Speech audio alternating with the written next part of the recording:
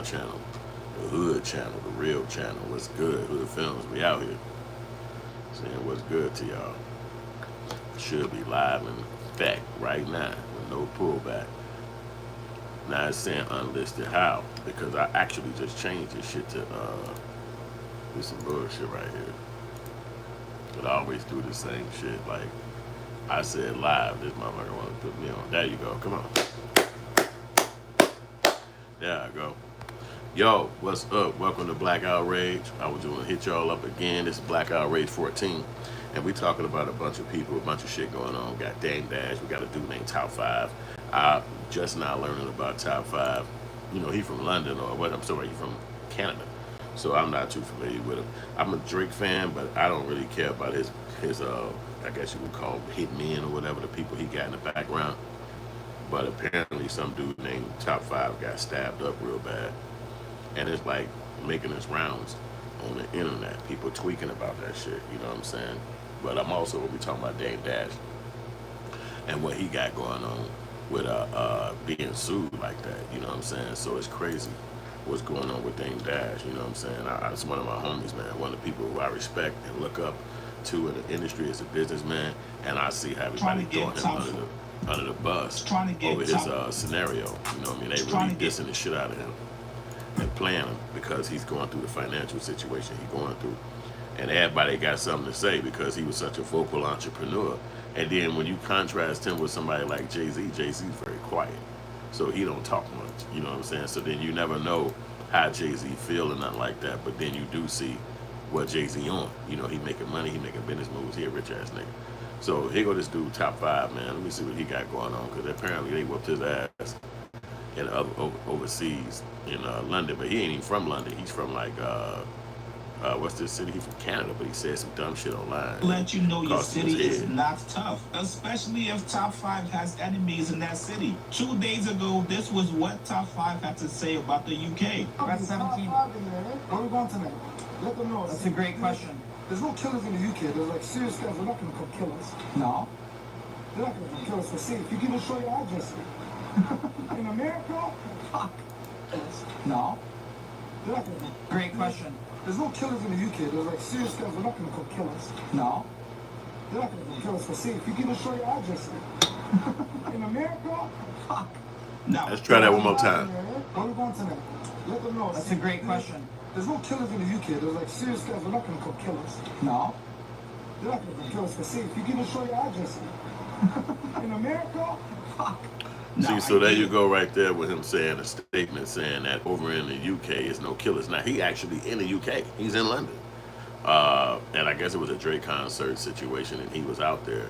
And boy, did it turn bad for this guy. It's a video swirling around the internet showing him getting pulverized, you know what I'm saying, by a bunch of dudes. They got his room, his car inundated, and they just surrounded it, stumping the shit out of him, giving him the for real blues.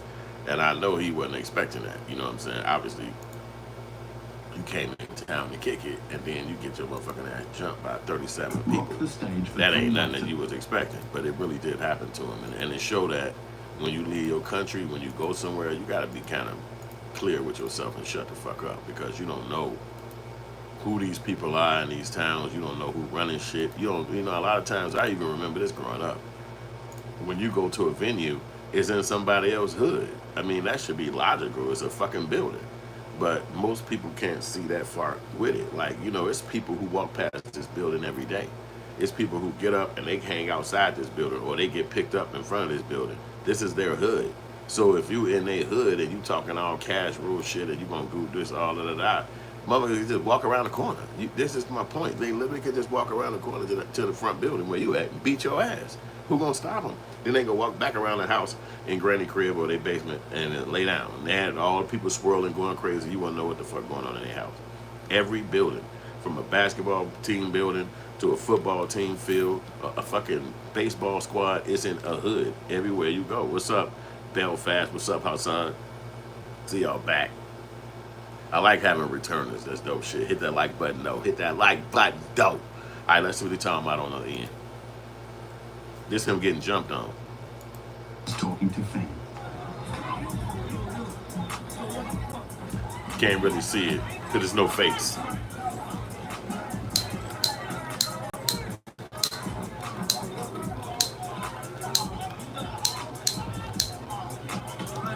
So he get pulverized, but they won't show the video.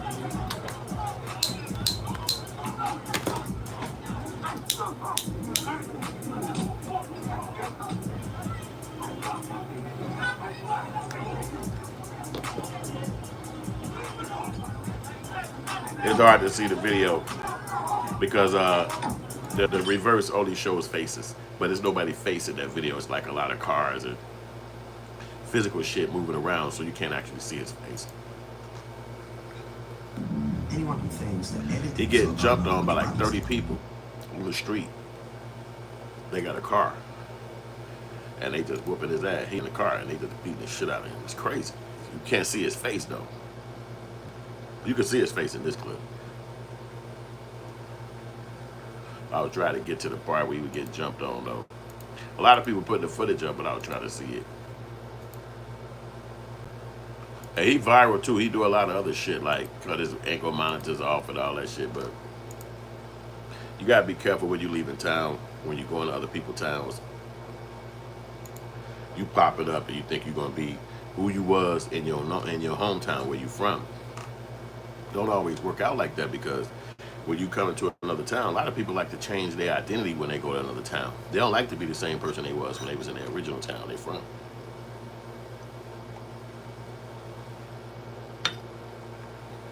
So if you go to California, if you go to Texas, if you go somewhere, you're gonna change your look. You're gonna change how you look. You know what I'm saying? So that you can change how people know you. You're gonna say you're a different person just so you can have a different experience. You might not be the same person you was. What up, AV? I see you back at it. We got our people back, all the people that rock with me all the time. I appreciate that.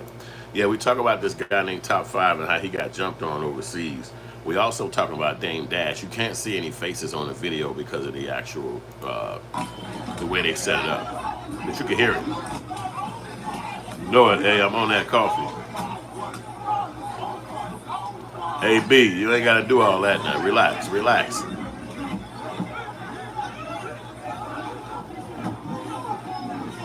Yeah, oh, he is. Yeah, that's crazy. But it looked like he got, man, if you see the video, and I'm gonna tell you, this shit happened to me before. I got jumped like this before I was a teenager. It's horrific. You can hear the sound, but you can't see the actual footage, because when I flip the camera normally just shows faces. So a person necessarily has to be talking to the camera in order for you to see the reverse when I flip the camera. But you can't. But if it's like movement, cars, jackets, trees, it's not gonna show that. So, but that's really crazy how he like Eddie and Tekken on retirement smoking weed. Hey, but I do say that it's like crazy that old boy put himself out there like that, and then he got brumped. Yeah, I remember when he pressed Lil TJ or something like that in a Toronto mall. Yeah, you know, he a tough guy at home, you know, and this is what this proves. He's a tough guy at home. When you at your house, when you around the corner from the venue, when you up the street from where you know they staying at, like he showed up at the hotel where Kendrick Lamar was at. He's a tough guy at home. But as we see, and as we know, when you get to my age, when you leave your home, it's 1,000 tough guys. And if you talk tough, you're going to run into probably 999 of them. That's not even like trying to be like that. It's like attraction. It's like karma. It's like the universe. You attract who you are. You understand what I'm saying? So that's what you're going to get. If you out there saying, yeah, and then, you know, he's screaming that there's no tough guys in London. That's like a motherfucking 100,000, 300,000 people in there. I mean, you talk about no tough guys. I mean, so they don't lift weights, so they don't run fast, so they don't jump high, so they don't have a mindset of kill or survival. Like, what the fuck are you talking about? When you leave town, shut up. Just go to what you got to do. You don't be posting online disrespecting nobody that you from, that you going, because you don't know the future. Life got a long way in the future. What if you have to show up in that place 25 years from now, and somebody still got a grudge or a thought from behind that? You just don't know. Avi said, Gervonta Davis said, when he sees people are in a group, he automatically thinks they are soft. Pretty interesting. No, that's a fact. Because this guy was riding solo, but he's in another country. So you don't have the time to be talking tough to nobody and thinking you're just going to slide around and nobody going to be affected by it. People want to be in bullshit. People want to prove their manhood. You can look at MMA any day and you see grown ass men trying to fight like they teenagers, like they fucking childs. But in my opinion, I don't know them. In my opinion, I believe that when they was kids or younger guys, they was getting the shit slapped out of them. They was getting choked out. They was getting beat up. And so they became adults. And then you hit that mode and then you be like, ain't nobody finna hurt me no more. Ain't nobody finna punch me in the face. I'm finna fight until I'm fucking 100 years old. Because I'm going to be revenging my mindset when I was young and I couldn't defend myself. Even if it wasn't a person in the streets doing it, it could even be just be a family member hurting you. We even said that's ignorant. It's tough guys everywhere. Joyce Day just said, hi, what's up? Trey King said, everybody wants them tough guy points. Yeah, and it's the truth. Because, you know, even this guy, he walking around talking like he's so tough. Yeah, man, we'll whoop your ass in this town. I'm a killer. I'm a reacher. And it's like, first you got an accent that don't sound too tough. You know, in the television stations they play in America, people with that accent are mostly nice people. And if you have that accent, they're changing that accent so that they can sound American. So you're not necessarily seeing a lot of people talking with a European accent in our television media over here. And if you do it, somebody like, what's that white dude that do a lot of fucking movies and shit? I forgot his name right now. Statham. Somebody Statham. You know what I'm saying? So it's not like you seeing a lot of those people come over here and then be successful as in England accent. So you don't sound that tough to an American person. Jason Statham, that's his last name. Yeah, that's his name. Yep. And I love dude. He's one of the best actors. He's British, so he's from there too. He's over in the European country. So my point about it is that that's how we see the imagery or hear that coming from that way of the world. We don't really hear it over here. You know what I'm saying? I see there's another William Allen in here. Yeah, but the real trick is that when we realize that that's how it goes, you learn how to respect other people because you know what? Why would you want somebody attacking you? And if you see the footage, I can't show it because it won't play.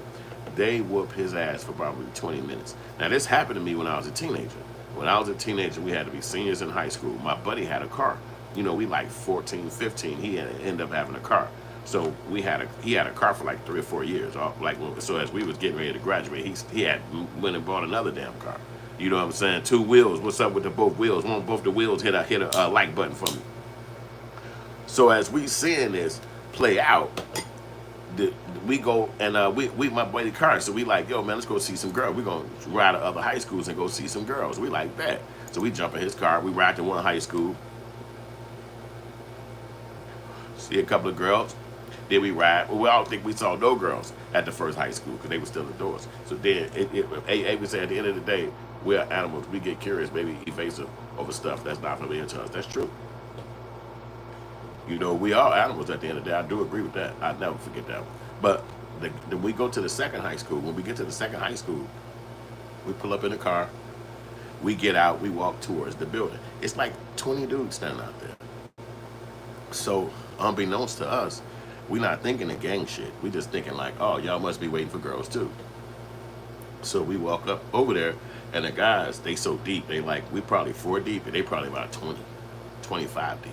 So they like, what y'all doing? Y'all came over here to try to holler at our girls? And we like, yeah, shit, we trying to holler at the chick. They say, y'all can't come over here to holler at our girls? We like, what the fuck? They turn it quick. They turn the situation fast. Now, nobody outside because the school hadn't let out yet. It's just them standing with their back against the building and us walking towards the building. So we 4 deep. We realize that these guys ain't really friendly towards us, so we immediately about face. We trying to walk back to our car. They take off. The whole crowd. So we run to the car. We trying to jump in. I jump in the front seat. My buddy squeeze in the back seat. By the time he jump in the back seat, they just kicking our ass. They jump on top of the car. They kick out every single window. They pulling motherfuckers out the car, beating the shit out of us. My other homie, it was 4 of us, so the driver boy, he walking slow because he trying to say, y'all ain't finna hit me. And when I tell you he was taking some heavy punches in the face trying to put that key in that driver door to unlock that door, he getting pulverized. Bing, they hitting him with some major joints. So he get in the car and he trying to start the car to pull away, but you know they didn't bust the windows, so they yanking at him and all. They yanking and kick me in the balls because they got the passenger door open. And motherfuckers kicking inside. I'm trying to grab motherfuckers' legs. It's one of the most horrific moments you ever seen in your life. It's like 30 people just fucking you up at the car. It was one of the scariest moments ever. They kicking the back window out the car. They just fucking everybody. Even my boy in the back who trying to duck down, they kicking him all through the back window of the car. It was just a motherfucking massive attack. And we was nothing we can do. And so This is like 80. This 1990. This 1990. This 1991. So this is like a few months before we graduated. So it's like 1991. So it's 1991 exactly. So I'm in the front seat of the car. So I see the guys jumping us. They keep saying their gang. They keep screaming out their gang because this is very much gangs where we from. So when they screaming out their gang. So the guys I'm with, when we're at high school, they're claiming that gang. Like when we're at our high school, they're claiming the same gang that these dudes are. So where I'm from, it's the opposite gang from what the guys in my high school is and the guys I'm with. But we in high school together for 3-4 years, so we homies. You know what I'm saying? So, but we all live in different neighborhoods. We just meet up at high school, so of course we homies. We go to meet up with girls. We all ride out together. But when we get to this one high school, this gang is dominant there. So they fucking us up, and I can't understand why my boys ain't screaming out, "We from the same gang." They just getting jumped, so we just getting jumped for fucking 20 minutes. I mean, these niggas we can't get out of here. Like we can't drive away. We can't put the key in the door. They not stopping. They just beating the shit out of us nonstop. It's just you can't fight back. You inside the car. You can't really punch because it's like several guys kicking into you. It's really a horrific ass moment. What Top 5 just went through. I went through this as a teenager, so I hear them screaming their gang. The guys they screaming their gang out. The people who jumping us. So I said, "Nigga, we vice lords. We vice lords." They stop instantly. I mean, you cannot understand how instantly they stop. They stopped so fucking instantly. It's almost like that's all we had to say the whole time. We had probably been getting jumped, man. It probably seemed like a half hour. Now, it could have been 3 minutes, but it fucking felt like a fucking month and a half was going by. These guys jumping on us all on top of the roof of the car. I mean, they going crazy. I don't even know if cars is driving by. It's a major fucking street. But they just whooping our ass. So the school's still in. They didn't let the kids out yet. So they just whooping the shit out of us in front of the school. So I'm in the passenger seat getting kicked the shit in my balls. It's really a rough ass moment. So I'm like, "We vice lords." And they stopped. And the guy was like, "Man, why the fuck y'all didn't say that? Man, we sorry, man. Damn, man, why the fuck y'all didn't say that?" And then they walk away. And then my buddy in the back seat, he got glass in his motherfucking head because they didn't kick his ass the window, kick the blood. It's really fucked up. So make a long story short, we ride up the block. One of our buddies didn't jump in the car. He kept running. So he down the street. He got nothing happen to him. So 3 of us got the dog shit bit out of us. And my buddy who got nothing, he down there jumping up like, "Hey, don't pull past me." So we pull him and jump in the car. He like, "Why the fuck y'all run to the car? Y'all should have kept running." And it's just one of those moments where you make the mistake instead of keep going. We went to the car. So we got, pulverized. So I'm asking my buddies as we riding back to the high school, why the fuck y'all didn't just say that y'all from the gang? These niggas is y'all fucking gang. Y'all ride around the high school the whole fucking 3-4 years and y'all niggas claim this gang. You wearing the jackets, y'all ain't got how back when that day you getting letters on your shit, they get the letters of the gang. This is in high school. Then y'all let us get jumped by y'all same gang members and don't say shit. And so anyway, I'm obviously reading the moment and I just say it because these niggas is dead anyway. I'm not, but I'm just saying this so they can stop. I'm thinking it's gonna help them stop. And they did. They stopped jumping us. They went on about their business. We rode to our high school. We were still homies behind that, but we didn't really kick it no more. Like we never hung out again, ever again. That was one of the things we just took home in our minds. My boy had to pay for all these fucking windows, broke out his car. His car was, we teenagers, ain't got no damn job. But it was like we fucked up. We rode to the wrong neighborhood and they beat the dog shit out of us. And it was just one of them bad moments in Chicago. And this is like I never forgot it. I never forgot it. So when I see the video happen with Top 5, even though that's like 35 years ago for me, it's like you see it take you back to that moment of not having power. You inside this car and it might seem like you protected, but you're really not because everything is flying in on top of you. You know what I'm saying? Glass, fists, punches, bats, they throwing shit all into the window, bricks, and you taking everything. You can't throw back outward, you know what I'm saying? So you taking it all, shit, glass in your lap and shit, hitting your hair. It's really a fucked up moment. And he had to go through that, and it looked like it was double the people who was dealing with us. And it looked like it was at night. This happened to us in the daytime, like maybe 3 in the afternoon, 2:35 in the afternoon. And for him, it happened at night, and you in another country. And you don't know none of these people. At least we was in a high school. These guys got to live around this neighborhood, assumably. You know what I'm saying? But that's what Top 5 couldn't capture. The people who fucking with you, they live there. They actually live there. We was teenagers. We didn't realize that the niggas who live around this high school is going to come up to this high school to see the girls. This is far-fetched from us. We thinking like, hey, we finna graduate. We look good. Let's ride over here and see some girls. We not thinking we finna ride up on some dudes and they're posted up in they spot waiting for the girls to come out. They probably got girlfriends inside there. This ain't nothing we thought of. We just like, my boy got a car. Let's ride. And then we jump in the car and ride. We know that there's another game, but we just thinking, nothing's gonna happen. And yeah, some shit did happen. And we got fucked up, all three of us. Beat the shit out of us. I mean, it never ended. And like they kept whooping us, like never stopped. Like it just happened and kept going. My buddy was walking to the car because he was trying to make it seem like I'm rugged. Y'all ain't finna be punching me, man. Them niggas was hitting him with some heavy ass punch. I'm in the passenger seat looking, and he just getting cracked. Bing, bing. I can't even reach to unlock the door because I'm getting attacked from the outside. I couldn't get the door closed. When my buddy jumped in the back seat, I couldn't pull that door closed. Them niggas was holding that door. And when they held that door, they were just like fucking me up. And when I got kicked in the balls, nigga, when somebody kicked me in the fucking balls, it was over. I couldn't even fight no more. I'm just in this bitch getting fucked up. And then the pain went away. I could start trying to protect myself a bit. But man, this just one of them times where you learn about life. You know what I'm saying? And you have to be like who you with, who are you around, who was your homies. Can they deal with this type of pressure? Are they gonna be afraid with somebody trying to kill us out here? And that was really one of the moments where we could have died. I mean, maybe as teenagers they wasn't trying to kill us. They were just trying to leave a gang message like, don't bring your ass to our hood over here looking for our girls. And we learned our lesson. Don't ever go your ass. This is the high school is called Hyde Park High School. It's not too far from where I grew up, but it's far enough. So, but my high school was way away. That was on like 87th Street. This high school was on like 63rd. So when we rode down to 63rd, boy, we got, oh my God. This 1991, nigga. 63rd was still going down back in 1991. They beat the shit out of it. I never forgot it. So when you see the video of Top 5, they beating his ass. He said, why didn't you get revenge? Well, I'll say this.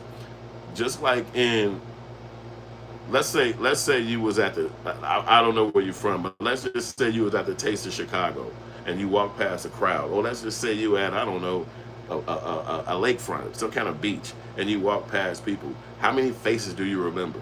Like if you just walk past a bunch of folks, maybe I don't know, at the back part of your job, you walk past folks, you don't be remembering faces like that. You don't know who these people are. You've never seen them before, first of all. And then there's so many of them, you're not capturing faces. You're actually trying to protect yourself and get away from this. You're trying to be like, what the fuck is this? I'm actually being attacked. So you're not seeing faces. So that means if you're going to revenge, you definitely just have to revenge somebody who didn't have nothing to do with it. Like that person was not there, that person ain't got nothing to do with this, but maybe he from this neighborhood and they'll hear about this or some shit like that. That happens too. But we looked at it like we was in the wrong. We left our high school where it's girls galore, and we went to another person's high school where they got it locked down. You don't know what's happening in their hood. You know what I'm saying? So when we pulled up, this is what, it's like shit had to happen so you could learn. Had that not happened, we could have probably been going to do 3 more high schools and got fucking shot and killed. You don't know. So certain things be happening to teach you. So even for Top 5, he like, yeah, man, there's no killers in here. He might not even meant what them people thought they heard. He might not even meant it like that. He might have meant it a whole other way, but the way they heard it. And then they go out there and see him, and it's like, there you go. They probably called the driver and said, you got him in a car with you? Make a left on Parker Block. Make a left. If you don't make a left on Parker Block, we're going to beat your ass. And he's like, I got to make a left on Parker Block. Turn left, there everybody go. And then he just attack. They know you in the car. You in their country. It could be the cab driver telling you, like, I think I got that guy in my car. You're a celebrity from the fucking internet.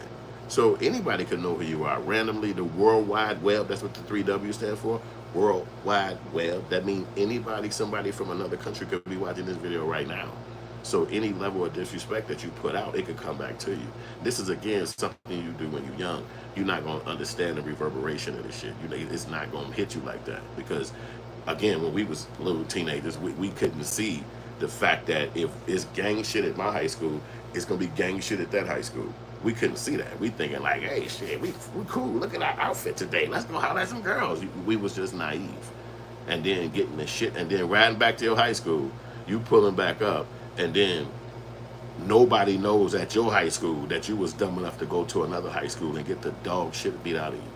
At your high school, you cool. People fuck with you. You ain't no lame. But at another high school, you a op, and if they catch your ass, it's on. And that's what they did. And then as you got older, as I got older in life, I'm not a teenager no more. I'm in my 20s and 30s. Became way older. You would hear a lot of people getting their ass kicked down there because everybody thought, oh, the pretty girls in Hyde Park. And so guys would come down there thinking just like we was thinking, like, shit, I'm finna go get a pretty girl. But the guys was protecting their area. So they was like, if you come down here thinking you're gonna get a pretty girl, you're gonna have to fight your way out this bitch. But we didn't know. I had to learn about this as I got older, and you hearing other people say, man, they jumped us in Hyde Park. You sitting back like, really? Knowing damn well this happened to you too. You know what I'm saying? But you was a kid, and then you hearing other people's scenarios, then you're like, oh shit. So if you went your ass down there thinking it was sweet, motherfuckers let you know it wasn't sweet. And now you understand. Be careful how you move, be careful how you go, because it just ain't you gonna catch it. There's other people catching it. They might not even say it, but they ass caught it too. You know what I'm saying? So don't say that type of shit. I always think about that little white kid who went to North Korea or South Korea. I think it's like South Korea. And he took like a poster off the wall. And then they came and was like they was going to arrest him and put him in jail. So he had to go to, this kid was like 20, 21 years old, like very, very, very, very young. So he goes from being a teenager in his parents' house to a couple of birthdays. To be, the TBD said just one dude, they jumping you. No. Well, yeah, but they jumped him. It wasn't no one dude with us. It was like four of us. And for top 5, he looked like he was at least with one guy, one other person. But it don't matter because you said to these people that they wasn't gangster. So they're going to prove it from their heart that they are. Nobody gonna let you get away with them and play with them like that. William Adams said, man, fuck London. They soft. They think tea drinking. That's funny. And to be TBD said, you talking about the butterfly effect. Yeah, you're probably right. Because we had to take that one on the chin, and you learn like, okay, move different. You know, this is not the only time that could happen to you. You could be going to visit a girl, like where I'm from, where I'm in America. You could be going to visit a girl. And people will see you go in her house, whoever. And they'll be like, hey, it's a new dude in that house. And you thinking like, I'm just in here with this girl. She's so pretty. Oh my God, I met her on the bus. I met her on the train. I met her at my job. And then you thinking it's a sweet moment. Like she kissing you. Mwah. Now you getting ready to go. Now you get ready to leave. And there's dudes out there now. And they standing around like, hey, where you from? And you sitting back like, where I'm from? I don't fucking know y'all. And it's like, hey, homie, we're asking you where you from. And you like, niggas like 7 of y'all. I'm not even talking to you. You're fucking strangers. Remember, no Uber. No Uber. That's far-fetched at this point. And now you sitting back like, I got to call somebody to fucking come pick me up. But none of my friends have a car. I don't know nobody to come get me. So it's like, what the fuck you gonna do? And the lady looking at you, the girl looking at you like, you have to go. My family finna be home. You can't be in here. And you sitting back like, how the fuck I'm finna walk out between them? And she looking at you like, you know what they gonna say. Most dudes already know what I'm finna say. She gonna say this.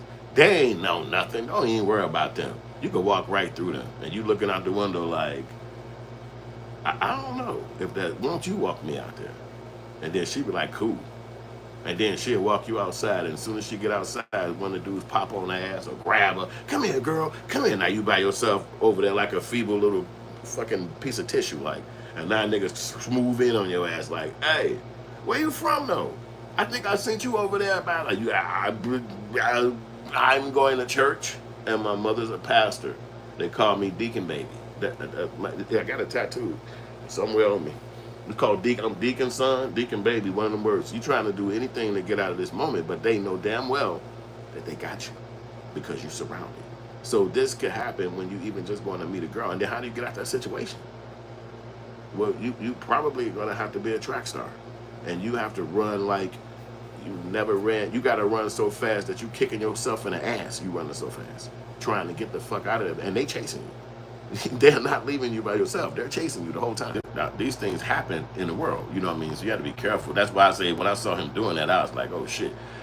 And even calling out the whole place, saying they are soft is so dumb. Now you're in a spot where you don't know the rules or the people or who have the backup. You're up with anybody whose faces you don't know the one and you to prove nothing. And who wanted to prove something. That's true. And so he had to find out. And they say he stabbed him up in the neck. And then now he in the hospital. So it's like these motherfuckers didn't even care about your well-being. Nigga, they really came to put you down and show you that if you come to this town and you disrespect anybody, it's murder. But this is what I'm telling you. See, he's young, man. He's not thinking like, what's up, Cliff? He's not thinking. When you're young, you're gonna lose a lot more testosterone, you're gonna use a lot more other stuff happening. You're not really thinking. You understand what I'm saying? It take a moment like that, like the guy who got his hand blew off. You're not thinking until something happened. And then it's like, oh shit. Now all the stuff your grandmama told you. You know what? He was getting his ass kicked in that car.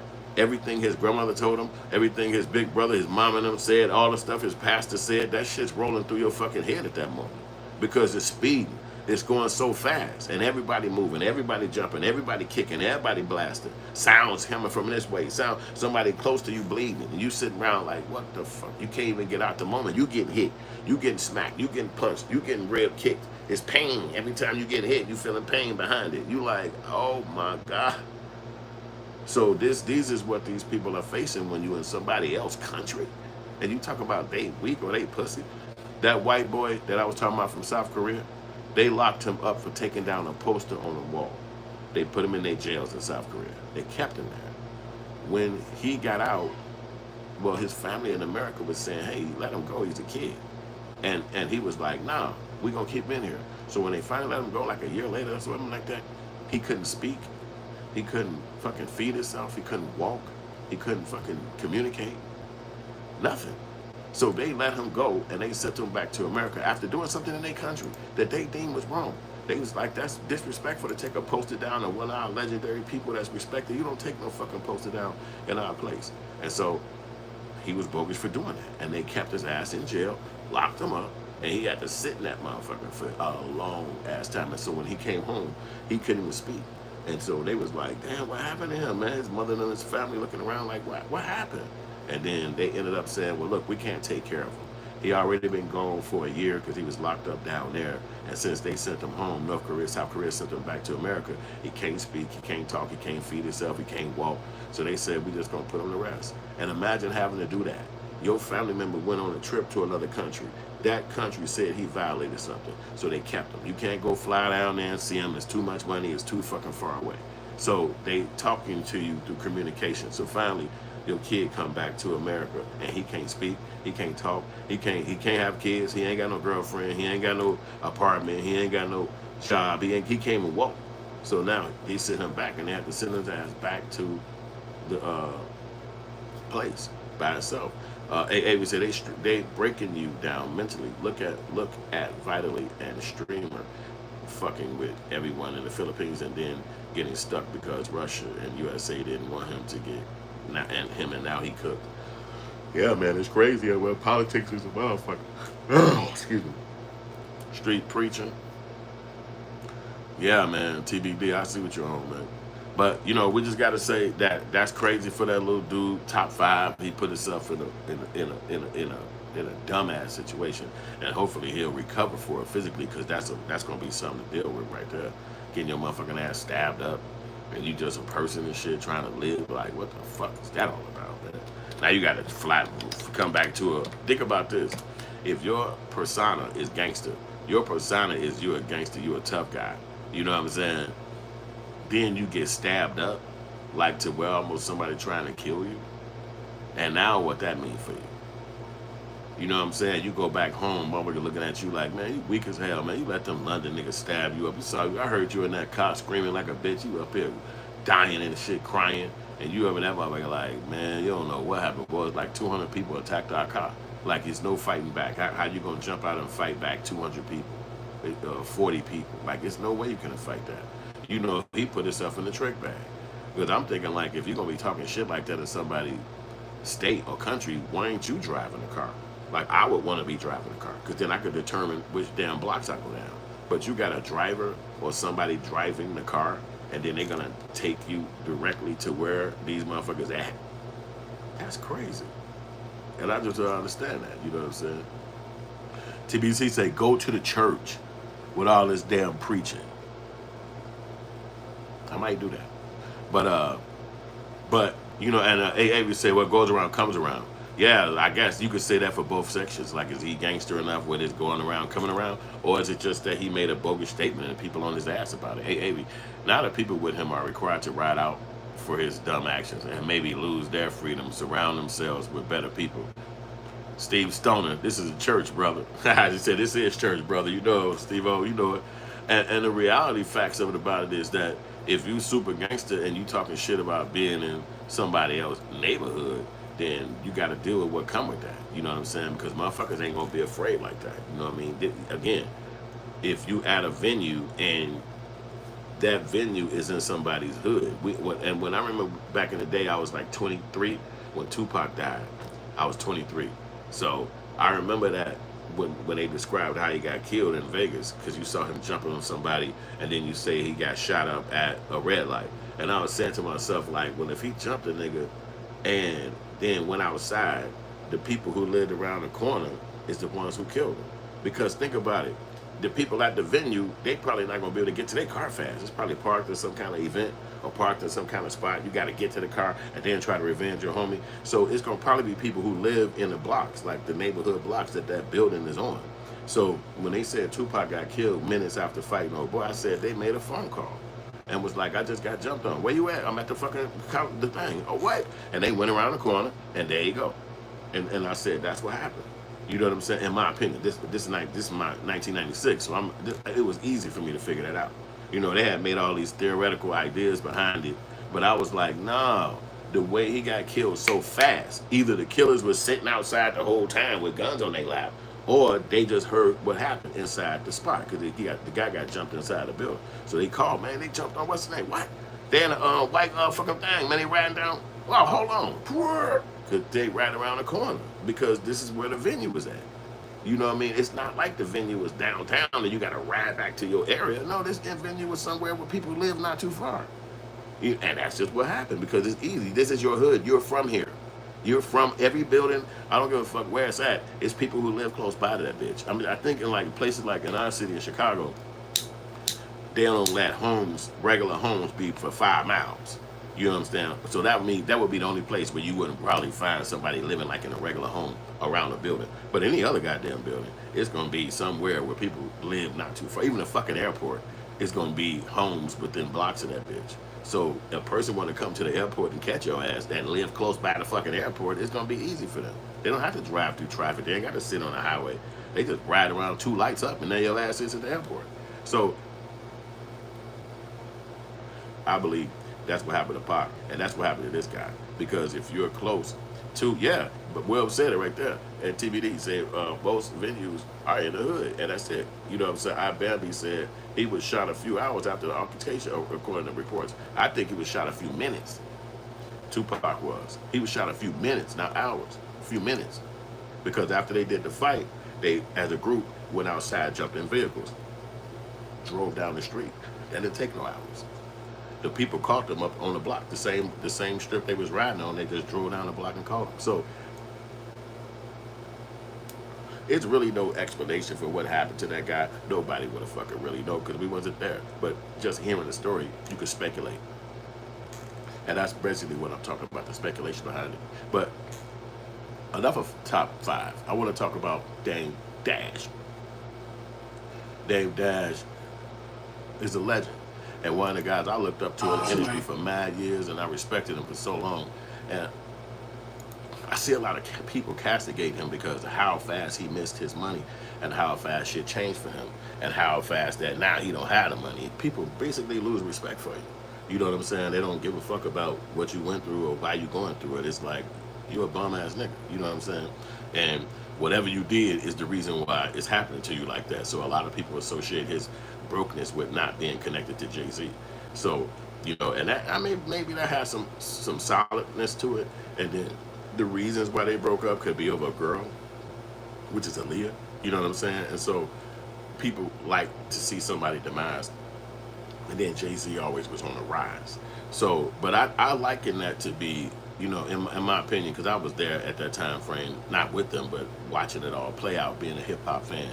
And I think that Dame Dash, he beat himself over the head, because when we was young, I remember seeing Dame and watching him and being on the videos and dancing like Puff, but he was doing it with Rockefeller. And I was saying to myself, why don't Dame rap? Like, why don't Dame rap? Like, I don't understand why the other guy won't rap. Like, if you just gonna let Jay rap, you ain't gonna rap. Like, you from a neighborhood, you understand the game, you know what this is. Why don't you rap? He never would rap. And I always said to myself, that's gonna be his demise by not rapping. And it's not about the money. It's about us getting to know you. To get to know you, we get to know people through the music.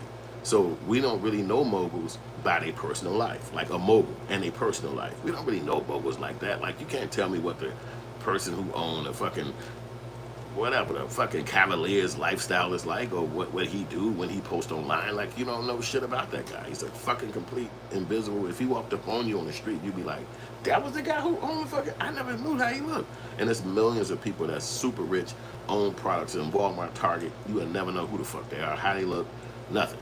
So for Dame Dash to have a visual image, and we was able to connect to his visual image as a youngsters. We was in our 20s. We like, oh, we fuck with Jay. Yeah, we fuck with Dame Rockefeller. We fucked with them. But this other guy, you couldn't hear him. He never had a message. His message was through Jay-Z. He was like attached to Jay-Z. And that was fine. Jay didn't have a problem with that. But we all couldn't predict the future. So now in the future, they don't like each other. This is the future now. At that time, this was far-fetched. But now in the future, they hate each other. So now let's connect to Dame. Well, you can't fucking hear shit he made. In the last years that they was building together, the only person who had a voice was Jay. So now when it ends, everybody else who had a voice, they basically take their voice and pull back. It's their voice. So they just step back out of the mix. And now you got Dame standing by himself with no voice. So why he didn't make music, why he didn't give us a way to connect to him through Harlem and through his history and who he wanted. And he has gifts. You know, he made movies. He put artists out there. He did showcases. He did all kind of shit. But in the hip-hop game, we're connecting to people through the music. So if it's no music, then how the fuck we gonna connect to you? And that's really what the problem was with Dame. He never fucking put no music out for decades. So the way we connected to him was through opulence. We were watching his grand rising. Like, he always had money. He always was buying shit. He always had things. Enough to things. I remember one time I watched the video. He said, "Man, I never wear the same T-shirt every day. I throw it away." Or when he said, "I drink wine in the morning and it be ice cubes in it and shit." I'm in my 20s. I'm thinking like, I can't wait to get rich. That's what I'm gonna be doing. I ain't know you're gonna fuck your liver up and fuck your kidney up when you do shit like that. You just watching it through hip hop. It's like, oh man, that's what I want to do one day. So watching these guys live an impeccable ass lifestyle, but really now 20 years into the future, where's that money and where did it go? And the fact that he's a very vocal person that could put your own foot in your mouth, you could be your own destruction. That really was his demise. So the music would have been something as a catalog, but he couldn't see that. So I think that when they say Dame Dash is a good businessman, I say, nah, he ain't. Because the product that was selling at that time was music, and you didn't want to make music. And so what did that do? That kept you from having a connection to the people. My buddies told me that for mad years when I was growing up in my hood, making hood movies. And they'd be like, "Why don't you rap?" And it's like, I ain't in no studio. I'm not around that shit. You know what I'm saying? So none of them niggas was rapping either. We in the hood smoking blunts, chilling, kicking it. We wasn't in the fucking studio. If we knew people who did, and we was happy for them, we cheered for them. I filmed shit for them, but it wasn't like I was in there like, damn, man, take me to the rap with a rap. I didn't give a fuck about it. It was just like a thing that I followed it. I was watching it. I went to go to the concert. I was filming this shit. I felt like I was a part of hip hop, but not necessarily as an artist.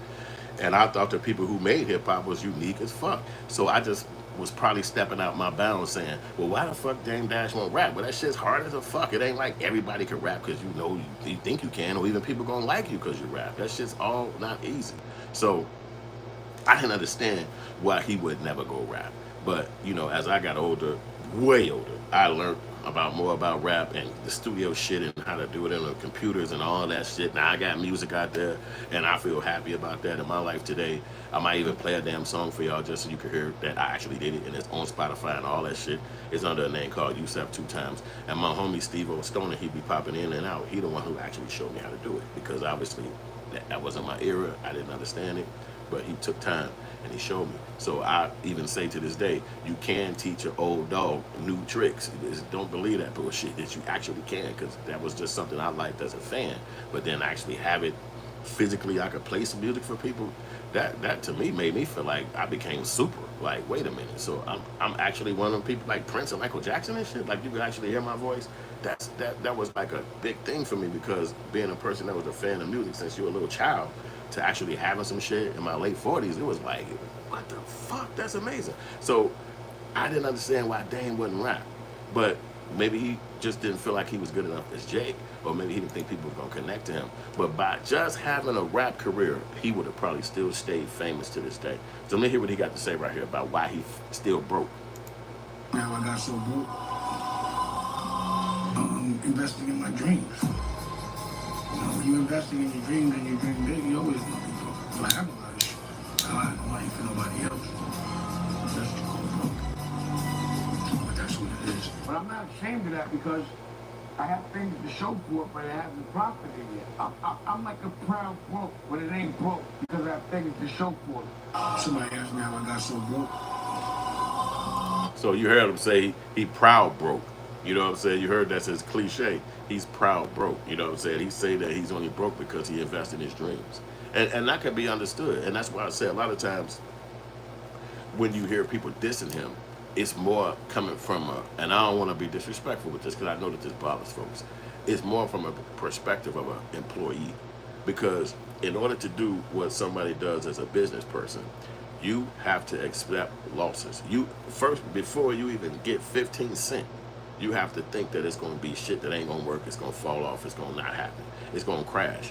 The difference between Dame Dash is that his come up was so fucking big that everybody know who he is now. So now, if you go back down, or if you got to refurbish or reconnect or reinvent, everybody's still watching. You got a fan base out there. Even without being a rapper, people paying attention to Dame and they know who he is. But he can't sell anything. And that's what the music would be today. They selling catalogs. Jermaine Dupri, whoever the fuck they are, they made music in the old days, they sell that shit off. Hey, how much you gonna give me? 12 million, 50 million, 12, 20 million? Yeah, take that shit. Now you pay your debts off, you buy you some new cribs, you make new music. But not ever making music. Now you got nothing to sell. So Dame finally started making music, but latter day in his life, and it's like called 365. He got Freeway on the album with him, and he doing some things like that. He had the streaming network, but these people driving reckless on his ass about these suits, and they coming driving. I'm talking about, dude, you got to go to court. So yesterday, July 14th, they had a filing saying that if he don't make a payment, which is $4 million. Now, which one of y'all can make a $4 million payment on any damn thing? And you got 2 years to do it. He got to yesterday to do it, and then you become default, and then become. They said in April 20, his last court date in May, they said if you don't come with this money, then you're gonna be on default, and that means you get to go to jail. So the people who he owed the money to, they like, he didn't pay, Your Honor, he didn't fucking pay. You know, people that don't like you, they don't give a fuck what you gonna do. So it's like, this nigga didn't pay. You might as well lock his ass up. So he got to face the music. But how you gonna make a $4 million payment, and then how long you gonna do in jail if you can't be free to make the payment, to get money to make the payment? Then what the fuck jail gonna do for you? So then his lawyers left the case because he said he was gonna file bankrupt, which means he can't pay them. So they like, I can't be a part of the case, because if you file a bankrupt, that ain't helping me. You understand what I'm saying? So it's a harsh dilemma to be in at this point, to be having somebody driving at you like if you don't pay them, you go to jail. So here go Dame again. Let's see what he got to say. I'm a founder, and you can't tell somebody that did all those things to do it different. If I wouldn't have done it the way I did it, there would be no Jay-Z. I'm gonna say this, and you ask Jay-Z anytime, there would be no Jay-Z as a rapper if it wasn't for me. He wasn't trying to do it. He wasn't trying to rap? No, he was trying. He was rapping with jazz. He had stopped completely. He was hustling. Let me just tell you something. I'm a founder, and you can't. You don't feel sorry for Dame Dash, man. Whenever you hear about like his financial problems and things like that. Nah, Dame's a hustler. Dame figured out, like, Dame, very smart guy, you know, so he'll figure it out. He was definitely playing your album and on Instagram. Yeah, did you see that Really video? sweet. Nah, I didn't see it. He was in the barbershop, bobbing his head crazy to it. He said he liked it. He said he felt like he was a part of that. He knew you're telling the truth. Mm-hmm. I feel like, you know, what people gotta understand, I mean, nothing gonna change the way I feel about Damon. You know, no matter, no time or space, no separation or anything. You know, I got love for Damon Dash the same way as I did before. You ever feel sorry for Dame Dash, man. Whenever you hear about like his financial problems and things like that. You see they be bringing it to Jay, but he got that real diplomatic answer where he don't feel it's like no grudge or no necessary evil feelings. But you see, he don't fuck with Dame. He's not around Dame. He don't kick it with him. They kids not hanging out. They don't have this camaraderie bond that they used to have. And this is again one of those, you know, you gotta look out for self. You know, if Dame would have been dropping music as well, then maybe he thought it was a conflict of interest. But it's like you had a record label, you're supposed to be dropping you some music because this is a fan base that's gonna last into the future. See, Jay-Z music will never stop selling, even when our kids get older. It's music that we playing now from the old days. And even every Christmas they'll play the song Chestnuts Roasting on an Open Fire. That's like way before our time, but they still play it because that guy made it and people like it. So way into the future, if his family ain't got nothing, they'll make some money every Christmas when they start playing that damn song. You know what I'm saying? So, and this guy was shit. Nat King Cole is like, my parents was telling me about him. So this is where Dame didn't hit the ball. So now he got to go and try every goddamn hustle under the book, which he's smart. He can do it. But if it don't work, you keep going lower, you keep going lower, you keep going lower. The music, it's the music, and it's not me saying it. It's me really believing it. It's the fucking music. You got to be doing that because that's what they decided. Like America decided what black people can do. Like you can do motherfucking security jobs. You can do, you know, you can work in, you can do hair care. You can do certain things, and America's okay with that if you're a black person. And music is one of them. Sports. You know what I'm saying? They'll let you do that. You can be rich in these areas. But if you're trying to open a hedge fund, if you're trying to motherfucking be a goddamn investor in stocks, you might end up having your ass in jail for some motherfucking SEC filing, fucking whatever they call it. Yes, or a freak off, like my man said. No, he said he's super freaky this morning. But people be like that in the morning, bro. Don't even worry about it, love. You all good. But I want to hear what man had to say. Say, will blackball your ass? My man's right here. I mean, the internet. Let me know who this is in the comment section. Stop the internet too. They can blackball you on the internet too. This wicked. Don't be fooled. Was you blackball at one point? Oh yeah, me definitely. 100%. You did? And those are the things that I had to learn. The power I possess was too strong outside. You heard?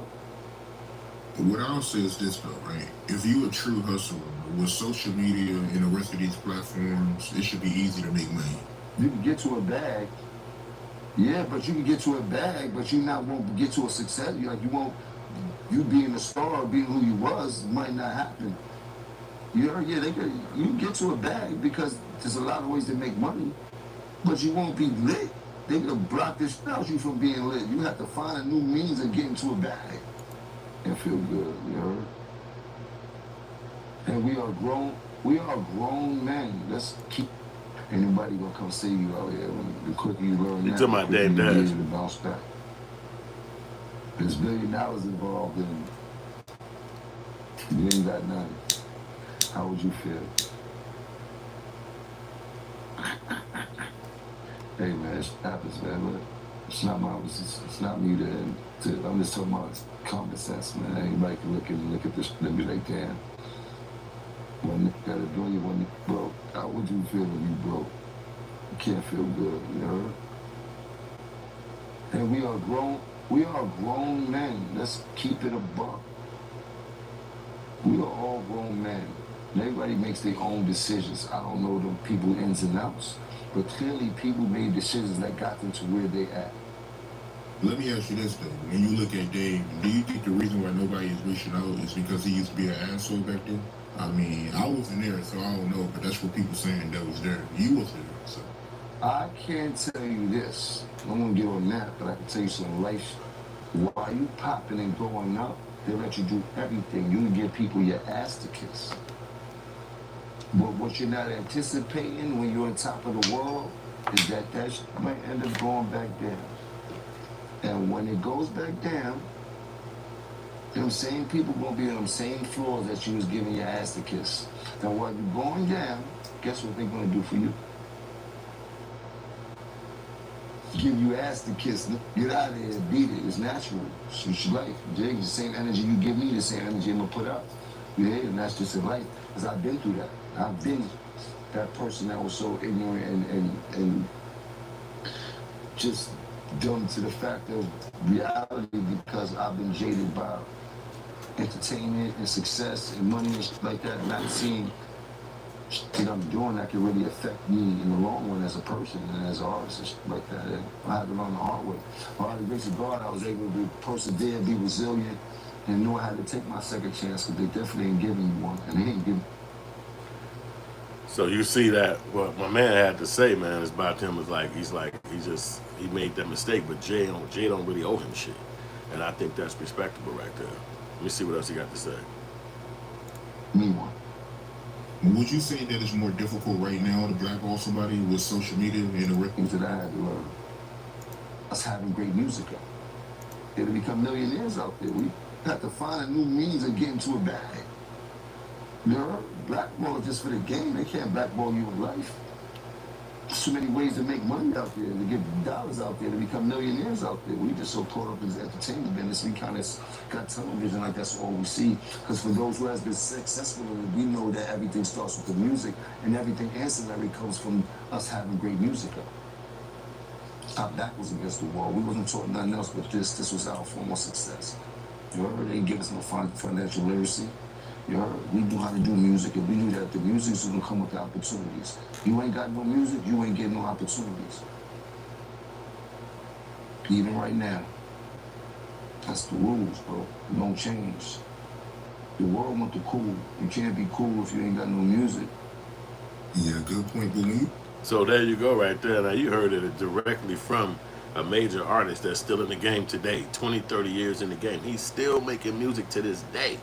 So he was literally standing in a room with Dame Dash all that time he had money. Hit the like button too, y'all. What's up? Let's run that like button up.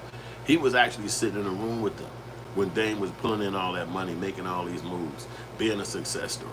But Dame didn't have that music, and he just said it right there. He said we had to fucking find a way, and the music was the way, and all of the opportunities come after you get the music. So after you get the music, then here come the ancillary hustle. Here come the now you can get a brand deal with this company. Here come the now you can do a voiceover for this company. Here come the now you're gonna wear a fashion outfit for this company. Here come the but the music is the first way they meet you. So that's why I said this, even though we fucked with Dame, he technically was attached to Jay Hill because Jay is the person's voice we spoke and heard from.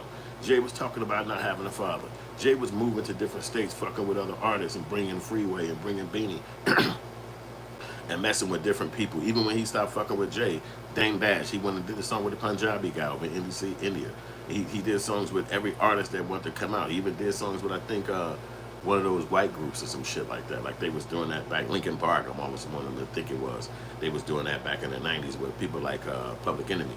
So you started seeing that Jay was able to still catapult himself by using the music to continually connect to people, continually to have product. Now Dame's sitting in the background saying, I'm selling shoes, I'm selling oil, I'm selling tampons, I'm selling shoes, I'm selling jackets, I'm selling shirts. But who gonna know it? How we gonna find out about it? You don't have no music to play, and not Dame, not Jay, not talking to you. So the only way Dame could really get out there was to talk about what he is and who he is, and that conversation was about his motherfucking music. I mean, about his business acumen and how much stuff he did and how much shit he gained for somebody like Jay-Z, how much he helped Jay-Z, how much he put Jay-Z on. But people took that as a level of like he was trying to exaggerate or he was trying to boast or brag. Then when Jay-Z was doing it in rhyme, said, "Yeah, I'm flying private jets. I'm rolling with the best." It was looked upon as, "Oh man, that nigga one of the best rappers," and I love that shit. The way he said it. Did you see how the rhyme? Did he put it together like that? But then when Dame like, "Yeah, man, I'm flying. Look at my crib. Look at us, boy. We got a crib in Quebec. We got a crib in Paris." People looking at him like, "How the fuck he got all that money?" He just be blowing money. He ain't never keeping the money right. But if he would have threw that shit in some music videos, if he would have threw that shit with some sexy girls rocking, and he's singing a song, walking in a smoking jacket in one of the mansions and shit, and this is my mansion, whatever you want to talk about, I got whatever. It would have been a little bit more easier for him to push that over to the people. But he had to come from a business thing. So now what happened was a big business. If something goes down, you go down. If the business crash, you crash. That's why a lot of businesses aren't associated with a human. Like, you know, you had certain companies like Wendy's, certain companies like, you know, maybe KFC or some shit like that that was associated with a human. Wendy got the little girl or the older guy, and make these certain companies like Orville Redenbacher had the old man. Like certain companies, but most companies is not associated with a human. It's associated with a corporation. Doritos, Pepsi, you name it. It's nothing to do with a guy or a girl. Maybe the founder, maybe the guy who created it, but it's not about them. It's just they did that, but this shit is operated a whole nother. He over there doing that. You know, so he couldn't operate the company and have a personality that people want to fuck with because nobody liked the boss no way. Now, who likes the boss? Everybody hate the boss. Any job you got, any job you heard of, everybody hates the boss. He could be throwing parties, he could be in that dancing, and people be like, motherfucker, he probably got 5 bitches cheating on his wife. Nobody likes the boss. But had he had music out there, the music would have kept selling. It would have kept building. It would have been a newer generation of people that heard his music and would have been like, you know who I used to fuck with all the time? I used to like Dame Dash. Like, you like Dame Dash? Man, get the fuck out of here. No, let me listen to this one. See, he said he had that new crib, entrepreneur lifestyle. You know, oh damn, you know what, I did hear that, man. I didn't even like that back then, but now I kind of like it. But he ain't got no music to connect to. So the only thing he was able to give everybody was just his business shit. And now we could judge that. Jay-Z probably done fucked up 50 to 60 businesses in his plight to become the fucking best. But nobody counts the fucking losses. Nobody counts the missed shots. They just look at that shit like that's the route you gotta take. And look at it, he's still rich. But yeah, he could still be rich because he's still gonna get music from his money from his music. He still could put out new music videos. He still could jump on somebody else's new song. He still could say, you know what, I'm gonna do a fucking compilation album of all my dope ass songs. He still could sell his catalog and be like, you know what, I'm selling this shit. And so even people come to you and say, well, you're super successful. Be the CEO of my company. I'm gonna give you $300,000 a year. Where the person that's gonna hire Dame Dash to be the CEO of their company and get him $100,000 or $300,000 a year? The videos go out of him looking so bogus and foul, cussing about taking care of his customers or his artists as a CEO. Now I look at him and say, damn, you was talking to people like that? But that's what the fuck business people gotta do. They probably have shouting matches all the fucking time. You probably can't have a shouting match at your job. You're gonna get your ass fired. But in business, in meetings, they probably got to have negotiations and they yelling at each other all the time. And they walk out the building and they move on. It's not a shootout, it's not a fight, but they had to do that to get the damn deal accomplished. So we not in those rooms. We won't know what was the right move to make. But people got to judge. Now, they ain't judging your music and hearing you say, yeah, and I go in the meeting and I cuss a motherfucker out. So they can connect to it. It's just hearing you and seeing you do it. It's like, whoa. And then the way the videos came out is because Dame Dash wasn't connecting with his videographer back in the day, Choke No Joke. Choke No Joke became a YouTuber, and I guess Dame Dash diminished it, didn't see the bigness in YouTube at that time. Choke put the videos out, and they took over the fucking internet.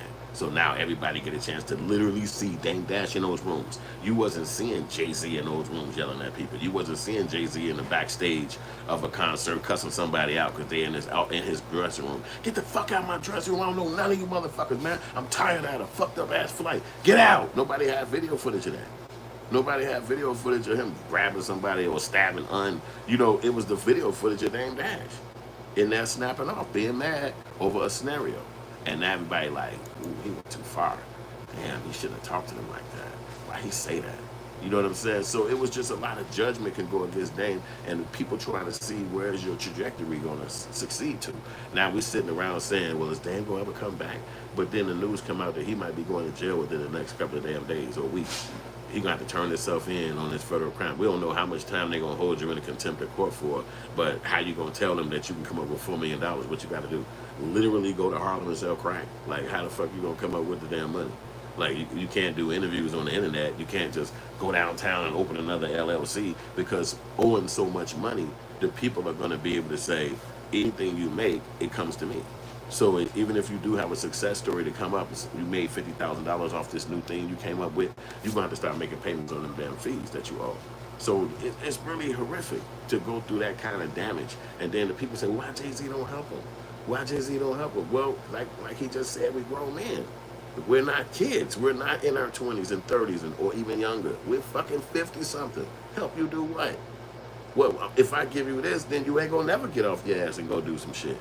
Maybe being that far in debt mean leave this shit alone and do something else. Maybe you need to sell TVs. Maybe you need to be having a pizza place. Maybe you need to probably be doing MMA.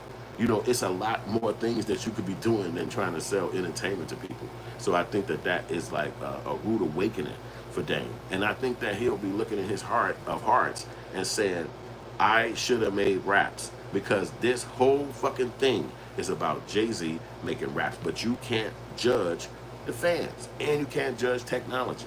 So technology kept moving. So when Dame and them was rolling, they were selling albums and CDs in the motherfucking stores. Now today it's streaming. So a person with Jay-Z fan base and fandom, he probably making dumbass millions just off of streaming.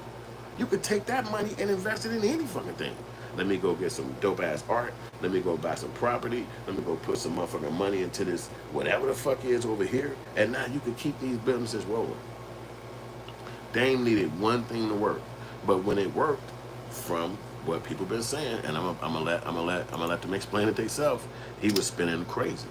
He was spinning out fucking rages, and that right there is really was his demise. Is from his personal friends, from people that have been around him. See, this a lot of this shit is just, you know. Let me read my man's statement down here. Q Steady. I was gonna get to you, Q Steady, but I'm in the middle of a combo. What's up to all 9 niggas in the chat? Could have been anywhere in the world, but y'all came here. I appreciate that. See, I wasn't gonna read. I didn't even see that. It's like I saw it, but I didn't see it. Now I read that shit out loud, so you know I'm an idiot, right? But I appreciate that, Q Steady. Hey, appreciate you jumping in here, man. But yeah, so it's shit like that that was funny as hell though. That make it funny. But look, let me let one of his homies, and you know this is homie too. You can let me know in the comment section who this is. Last thing, and I'm just saying, it's suspended. Dame would be set for life if he knew how to manage his money. He made more than enough money not to work on it. But like with Dame, I would love to do the things Dame did.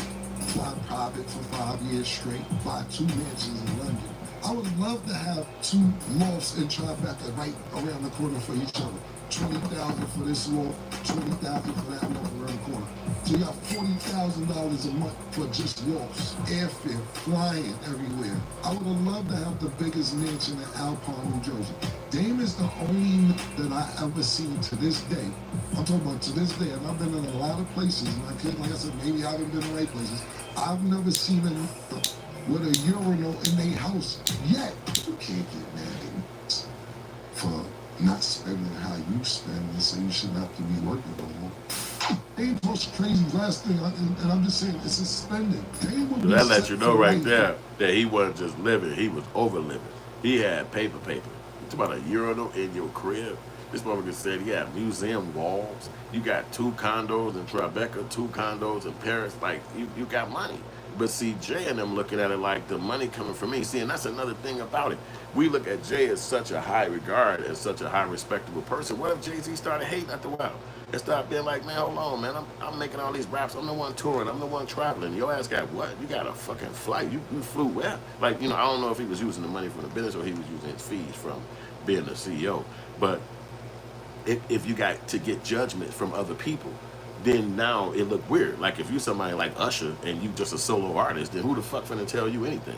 But if you Dame and your artist is the person and he can look at you and say, hey, you living fire to me, man. What the fuck you doing? Like, what the hell you mean what I'm doing? I'm living. And it's like, I don't know, man. You using a lot of our resources for your own life. And it's like, what the fuck that mean?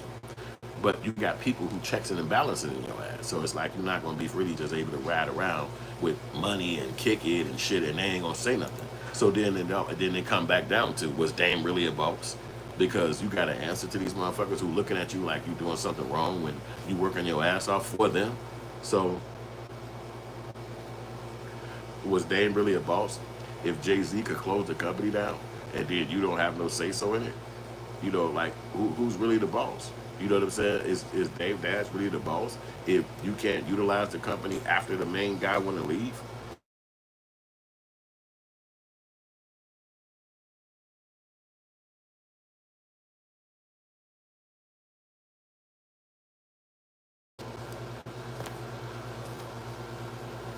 Damn, I missed it. Hey, Monty.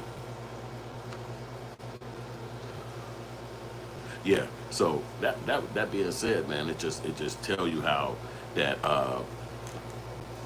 Jay don't really fuck with him no more, but because Jay had the alpha in all that whole situation, and Dame didn't really understand that. I think that Dame saw it, but he didn't understand it, so he probably was just spending as much as he had to have the biggest lifestyle he could. Because imagine if he would have kept some of that money and opened something that was outside of entertainment, like a grocery store, or open something outside of entertainment, yeah. Let me just, I gotta text y'all. Give me a second.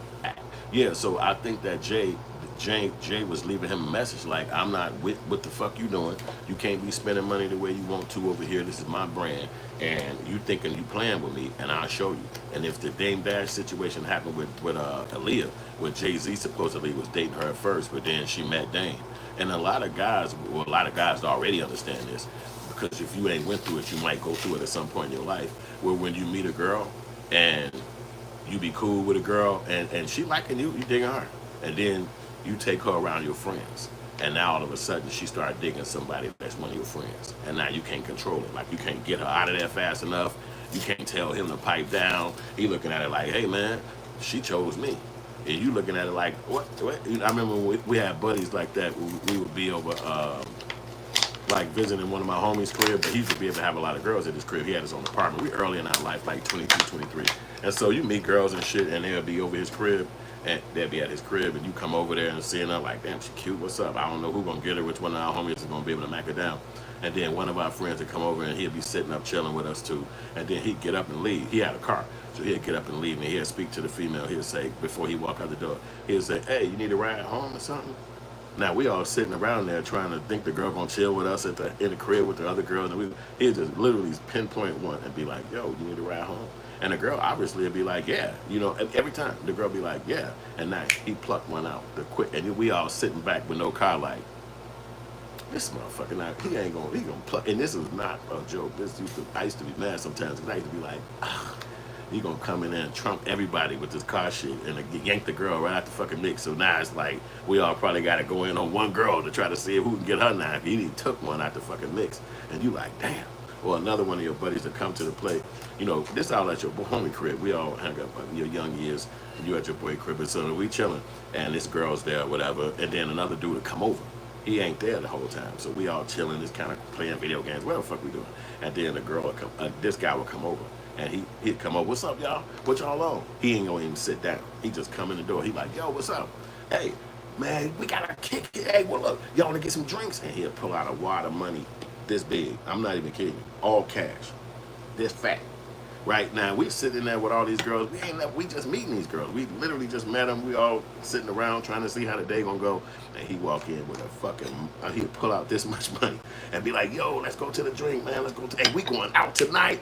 Now you killed. You murdered. I mean, even if you say to her like, I bought you a Big Mac. I thought you was hungry. She gonna get your ass out my face. Wherever he going, that's where we going. And you look back like, so in order to thwart these tricks, this is happening. You have to be able to outgame these tricks, because this is happening. It don't matter how you look at it. When you show up, somebody with the car gonna trump the chick and take her. Somebody with the goddamn money is gonna pull up. So you gotta be able to figure out a way to be able to thwart these tricks. You can't jump up and be like, what? I'm gonna kill you. Put that goddamn money away, motherfucker. Or you can't tell the guy like, hey, he drive drunk, right? Every time he in the car, remember that time you almost killed that lady? Like, you can't do that either. That's hate. So you gotta be able to come up with your game in order to get it. And so what my game would be is make the girls laugh. Let's make the girls laugh. Let's get them going. Let's muster this moment up. So even when she get in this nigga car, she gonna be thinking like, damn, I'm missing something. I was just laughing and having a good ass time, and now I'm sitting in this car with this. Where we even going? Now she missing out. Like, we were just in here. I gotta use the most cleverest comedy I can. I gotta have a whole room in a big roar, so nobody not the girls, I'm saying, want to leave. And the guys still gonna probably leave, because as soon as the girl get to going off your jokes and off your vibe, then it's like, nigga hitting you like, man, let me talk. Can I say something? You won't let me speak? And you sitting back like, talk. I'm not telling you not to talk. You know what I'm saying? So you had to come up with your own game in these moments in order to get on, to come up with the moment. So that's what Dame did. He didn't. You have to come up with your game. You have to come up with your mix, your hustle, your lineup, what you gonna do, because Jay already figured it out. And so Dame coming in the game saying, yo, I know what's gonna happen. I'm gonna jump on the game with you and I'm gonna help you get on as an artist. That was a good deal, but that ain't nothing for you. That's not nothing for you. You understand what I'm saying? So now if that ever ends, then what you got? So he just had business acumen and we get to judge that. We get to judge business. We get to go up in the store and say, they ain't treat me right. I don't like how long it took. They didn't even say have a good day. They didn't even say can I help you. We get to judge businesses. It's just that's the part of the world. Most people don't judge music. They judge music like that. I don't like that. I like that. It's quick. It's not like a over judgment. It's like, yo, let me get that. But if you're a CEO, if you're a business, they overjudge the fuck out of you. This is what it is. It's just the world go. It ain't gonna change. So if Dane would have had music, if he would have had something to offer to people in a music game that people could sit back and be like, oh hell yeah, boy, I fuck with Dane, nigga. Hey, play that last one. Jay like that. No matter how old Jay get, he gonna have classic songs. No matter how young the person hearing it, they gonna say, play that one. It's a hard night like for us. Because he focused on that. He put effort into making that shit good. And then he also was a great artist. But Dane was focused on other stuff. He's focused on the business, breaking shit down, making sure they had contracts, making sure the shows was right, whatever his job was, coming up with new ventures. And then the friendship cracked. The friendship broke. And now Dame's sitting on the outline, on the outside with nobody to pull him up, nobody to show love, nobody to come to his rescue and be like, don't even worry about it. You know, for what you did. And that, you know, when I was young, on TV, this is before the internet, if somebody was like Dame Dash on TV, when it was no internet, wasn't even cable TV, matter of fact, this is way before that. So on TV though, regular TV, they would have like an award show. And it would be all of these people who this person had influence, they would be there performing on his behalf. So it might be like, let's say Berry Gordy. So he was a CEO of a record company called Motown. He didn't make songs, he didn't rap, he didn't sing. He ain't on the background doing vocals on nobody's song. He was just the fucking CEO of Motown Records. So when I was young, they had a Motown 25 or some shit, if I'm not mistaken. And we was young, I'm talking about like 11, or 10, 11. And so at that time, they was doing this Motown, and they brought all them singers out that my parents listened to, like the Four Tops and all these groups from that time, Gladys Knight and all them people. And then we were young, so it was all about Michael Jackson. And Michael Jackson came out on that fucking stage, boy, and I'm talking about we was kids, man. We was kids. We in the fucking front row screaming, because, you know, this is like older people, music and shit, and it was all like all of the old groups. And, you know, what the fuck? I heard the songs 1,000 times. My parents played this shit. You know, like, my girl, my girl. This just was the music of their time. So, you know, but Motown 25, and they was doing that for them people, or Berry Gordy, when they doing these things for them, man, all the artists come out and they support them. But where's Dame Dash and them? Where's the people who he put on who will come and say, yo, Dame, I see you losing out on this particular suit. You need money. We're gonna do a show for you. I'm gonna do a comedy thing. I'm Kevin Hart. I'm gonna do a show. I'm gonna do a couple of raps and shit. I'm a Kanye. I'm Jay-Z. I'll show up. Me and my lady, we're gonna do a song for Dame. Whoever else he influenced, they come out and be like, yeah, I'm gonna do a show. And then that money from that particular thing goes into his pot to help him pay off the debt. But this is the hypocrisy and weirdness of today, because the personal relationships, they stop all of that shit. So now it's like, I can't come to your rescue. I'd rather see you demise so that I can rise up. If I see your demise, then everybody else can see your demise with me, and I could be like, well, he should have listened to me. He should have stayed in school.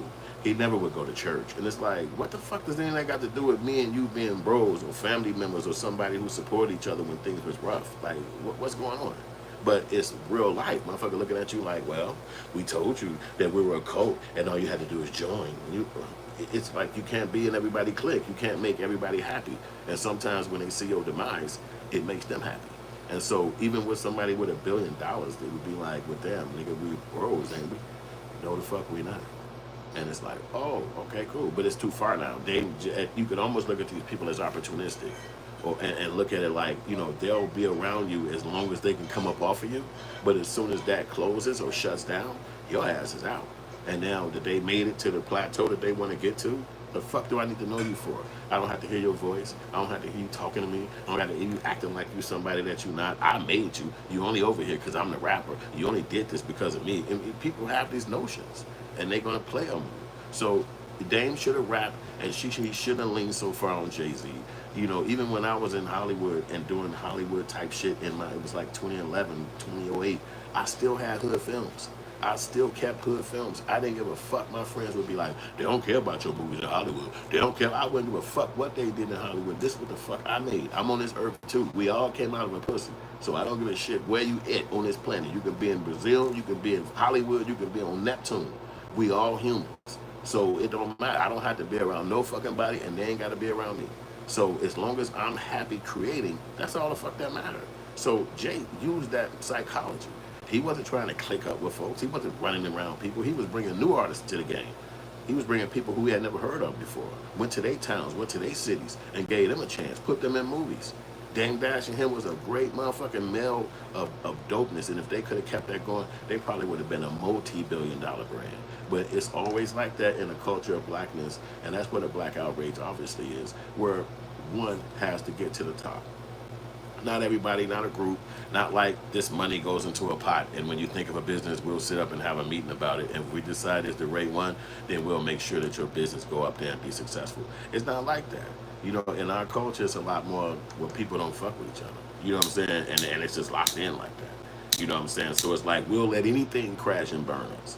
You know what I'm saying? And then it's like, for what though? Does it get you closer to white people to hate Dame Dash? Does it get you more white friends if you don't fuck with Dame Dash? Does it get you a bigger location next to them? I don't know what it do. Because you know for a fact, had that been a white culture, they would never leave each other out like that. No way. They'd come to each other rescue and be like, he's going through this, but this is our brother, and he's going through some terrible times right now, but we got his back. And they'll go to churches and be like, we garnering up money to help this brother out. But in our culture, the demise is more fun. It's more satisfying. It's almost like you see those satisfying videos on the internet where you can see somebody doing something over and over, and it's like so satisfying. That's a satisfying conversation mindset. It's the all crabs in a barrel. Because if you see Dame Dash make it out and Jay-Z make it out, you also got to look at yourself and say, well, what the fuck happened to me? I've been hearing about these guys for 30 damn years, and these dudes just both of their ass billionaires. Like, damn, I should have been started. My nephew used to rap. What if I would have got him? You know, you have to look at yourself and judge you, because you might not have got to the plateau that these guys get to. So even cheering for Jay-Z and looking for the demise of Dame is odd, because they both came from the same tree. They both came from the same cusp to get up from nothing, and they did basically come to that point. You know, maybe one person is not the best business-minded person, but that don't mean he the devil. That don't mean he should be. Donald Trump bankrupted a gang of times when I was young. They used to say this shit on the news. I didn't keep up with how many times. Maybe it was 2, maybe it was 3, maybe it was 1. But I remember hearing it. But that didn't stop him from becoming the president of the United States. Nobody looked at Dame Dash and said, President Trump and said, yeah, but you was broke in 85. Yeah, but you went bankrupt in 94, or whatever year that was for him. You know what I'm saying? But he still was able to make it money. He still was able to make to the presidency. So why is it a double-edged sword? Why is it different? Why is it not the same? It should be the exact same thing. If President Trump could be the fucking president because he had to go through the ups and downs of business, then so can the next man. Dame Dash can refresh, recover, and reignite.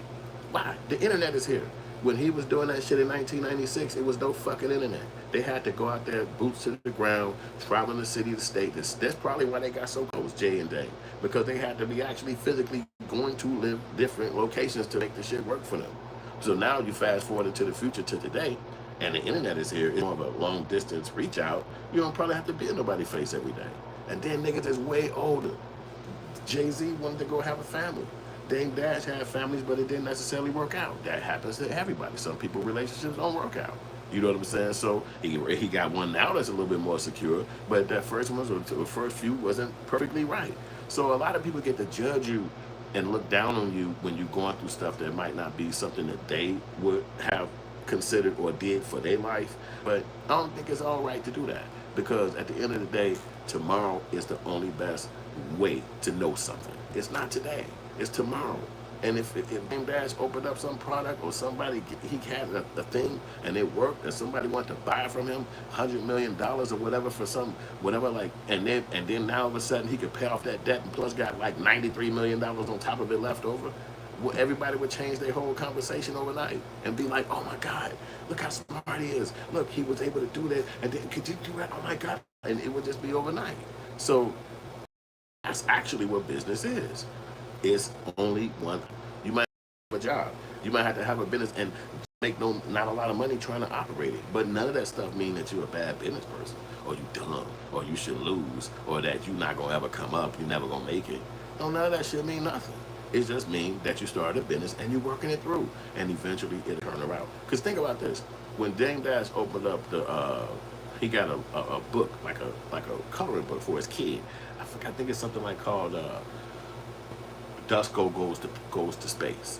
So he said he sold like 30,000 or 60,000 CDs, products. So you calculate that money. That's a nice little money, and that's still selling all the time on Amazon, on these platforms, right? Then he opened up the streaming platform. So now streaming platform from one person watching all the way up to 100,000. Then 50 Cent started mentioning it on his platforms, pushing it up a little higher. So now when you suing him, you're gonna say, hey, Your Honor, he got successful shit over here. Could you go calculate that and see if I can get my check? That's how easy it is. He didn't have to go do 10 years at a job. He didn't have to go work 40 hours a week. He didn't have to fucking go lift heavy shit. He didn't have to run long distance. He just thought of some shit. You know what? A streaming platform called blah, blah, blah. Oh, damn, you know what? A kid book called Dusko Goes to Space. And he created those things. Now the people who suing him, he actually has an asset that he can go fucking past them. Now, he might not want to operate it if all the money is going to go to you, but the thing still exists. It's right there. All you got to do is do some advertisements to that shit and get your damn money. So you creating products and things that's still going to work. It might not be getting, Jay-Z money. It might just be 10 more years of just paying off, creating products just to pay off your debt. But that don't mean you're a bad businessman. To me, that means you're a fucking genius. That you could think of some shit to pay off fucking debts. Like, people can't even think of the shit to pay off their fucking car note. People are going to work every goddamn day to pay rent. So you could think of some shit that can go to a courtroom and pay some people, and you ain't even got to fucking operate it. You already kicked it off. You started it. It's rolling. If money come into that shit, it pay you. It'll pay you forever, but these corporations and companies ain't never going nowhere. But the courtroom might say, well, that's probably not enough money, but it is an income stream for them, and until I can get you some more money, nigga, that's what you got going on. So it's just thinking. It's just using your brain. And that's what he's able to do, and we know that because he was able to help Jay-Z get to $1 billion. Somebody like Dame Dash, I would be using places like Tubi. I'm a filmmaker, so let me tell you what I would do if this is a movie. On every one of my videos, this is what I do. Towards the end, I tell you what I would be doing if this was a movie, because that's what I do. I do fucking movies. So if I was making this a movie, I would make Dame Dash go and create a story about your life, your fucking life, and embellish the shit out of it. Embellish mean to lie. Embellish mean to make it Hollywood. I wouldn't make it directly what it is. Oh, my mother died at this age 15. I had to go stay with my uncle, and then they taught me how to be a man.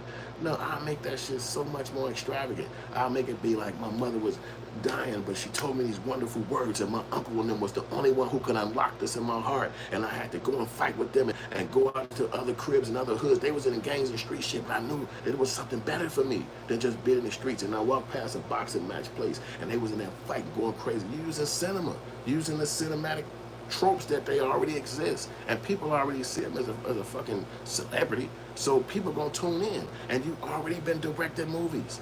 You fucking make a series, you put that shit on Tubi. It ain't got nothing to do with your streaming platform. It ain't got nothing to do with your old shit. This is a brand new joint, and you play the main character. That means you ain't gotta hire nobody, you ain't gotta pull nobody in. You play the main character yourself. You just like my movie Kill a Rapper, that's right now on Tubi. You can watch it right now on Tubi. It's called Kill a Rapper. I'm the main character. I wrote it, I directed it, I edited it. This is my project. So I want every control over the storyline, and I made it my damn self. I wrote the script, anything. So this is what I would do if I was there. And then I'll make that movie, and then I'll do a part 2. And part 2, I'll be introducing my kids, my actual kids. Get your ass over here. You playing a daddy movie. And they'll be like, what, man, I want to be, get your ass over here. You planning to do the movie. And I'll be putting them in characters. And then I go right back to Harlem. I shoot me a motherfucking documentary of everybody I knew who helped me make it. And I wouldn't just do that one time. I do that shit over and over and over and over again. You have to create a new thing. And people know who the fuck Dame Dash is. Jay-Z still ain't really did no life story video like that. He still ain't did no, like, I'm talking about a real one from his perspective with his voice being a vocal thing over the top of the narration. He hasn't even done that. He's still living his life of opulence and doing what he's doing, and he don't really have to do that. He's already there. But for Dame, who's had this situation where it's going into a demise, this would be a big time to reinvigorate your brand. And if anything you sell, you can just connect it to the people you owe money to. And then that's why you make a series of it. You make a part 1, 2, 3, 4, 5, 6, 7. People be watching that shit for 20 years into the future. They'll be like, damn, I heard about that guy who made Jay-Z. Who was he? Who was the guy who made Jay-Z? And then by doing that, now you can create new stories. People are going to say, man, fuck that Dame Dash story. You need to make a story about Benjamin Banneker. You need to make a story about Tupac, the last days. Like, whatever you're doing, the people are going to fuck with you and rock with you because they believe already what you showcase. They believe what you already put out. And I think that that's where he's going to win, is if he could step into the technology that's happening right now and utilize it to his benefit. Cinema, movies, cinema, making movies, that's what the world is today. Tubi, all this streaming shit, that's what the world is today. So whoever you are, if you got a message or if you got something to put out there, you have to use the technology for what it's worth. And that's to help you to put your stories out there. And Dame is cold at this shit. But what Dame did wrong, he fucked with white people. He fucked with white people. He felt like leaving Jay-Z and going to fuck with white people was the next steps. And a lot of them people sued his ass. Or he fucked with white people, black people who connected to white people. And they sued his ass. And that's just how it goes. Like, I don't know the scenarios. I don't know. Allegedly, I'll say all that behind all of that because I'm not giving a fuck about all of the symptoms and scenarios. But as a person, as an independent artist that believes in cinema as a storytelling tool, that believes in cinema as a way to come through any issue you got, even if it is a financial issue, because telling stories is what people want to see. It's what the fuck people is here for. That's how we all learned about everything. The Bible, the Quran, the Torah is through stories. It's through storytelling. That's how you can remember any story, even comics telling you a story. It's through stories.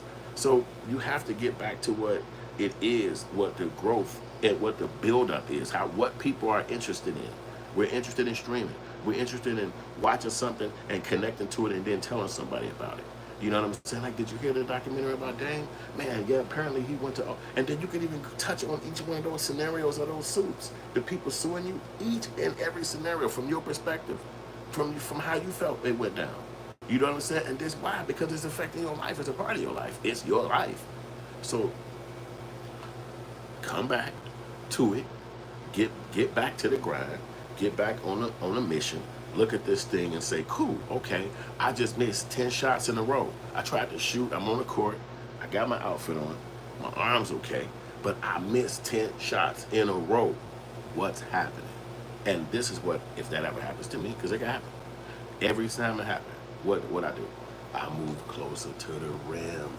I move closer to the rim. I don't stay out there shooting that shit missing. I'm not gonna try to hit that no more. I can't hit it. It's been 10 shots, I missed them. So I'm gonna move closer. And if I miss them, I'm gonna move closer. And yes, sometimes the whole fucking day, the whole try, you keep missing, you keep shooting it, and you keep missing until you find yourself right standing up under the fucking rim. And that's the only place that you can fucking hit the shot at. And you feel like, damn, I'm out here all this time and I can only fucking hit from right here. What the fuck? But you got to go back to practice. You got to get back in the rhythm. You got to go back to what the fuck you did and what you do. You have fun when you're doing it. You smiling, you jumping, you running free, you chasing that ball down with no fear. You shooting that shit from all kind of distances. You don't give a fuck if it go in or not because that's a part of it. You chasing the next one down. You like, okay, ball out here. You playing like you 11 years old. Dang, got to have fun again. He got to get back to the fun part of creating. That's the only way this shit work. If you are unhappy, if you're sad, if you're pissed off, you can't do shit. You can't even be good at your job because you'll be punching somebody in the damn face. So you have to be happy. You got to go back to the beginning of it. You don't need Jay-Z in the room calling you like, hey man, guess what we're going to do Thursday? You don't need nobody pulling you back to the old 90s thoughts. It's like, nah, This is today. It's 2025. This is my mission, and I'm finna go forward. And it don't matter about what you owe. It don't matter what you push back. Because at the end of the day, my man said, you used to drink? Oh, he said you used to dunk. I thought you said you used to drink, but I was like, shit, them people still looking at me about that alcohol shit. But I used to dunk, bro. Come on, man. Of course. What you talking about? On the basketball court? Or you talking about with donuts? Because I don't drink milk no damn more. But anyway, this is all Dame had to do, was just get back to that. Use the cinema. If this was a movie, the movie would be about Dame Dash life. And it would be about how fucking outrageous you can make this nigga's life. If Tyler Perry could go fucking wear a goddamn dress and make $1 billion, you can wear any kind of outfit you want to. You can be the next Equalizer. You can be the next Superman. You, man, do this shit. You can make Dracula movies. You can make Frankenstein movies. Man, put that shit in these people's face. It's through the cinema. It's through filmmaking. It's through Tubi, Netflix. It's through this shit. This is it.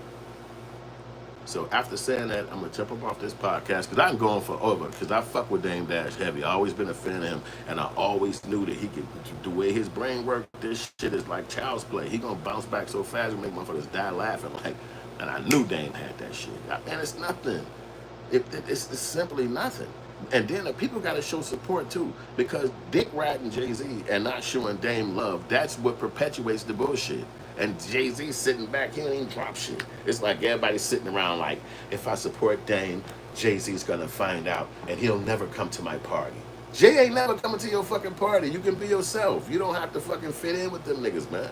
It's okay to not fuck with Jay. It's okay to be a fan of another person. You don't have to act like he gonna come to your house and say, hey, did I just hear you playing Dame Dash in your head? No. That wasn't me. That was my kid. He ain't finna come ask you shit. You can support Dame Dash and it won't hurt Jay-Z feelings. You just heard me play it. He said, I still fuck with Dame. No matter how much distance we got, no matter how far we away from each other, that's still my nigga.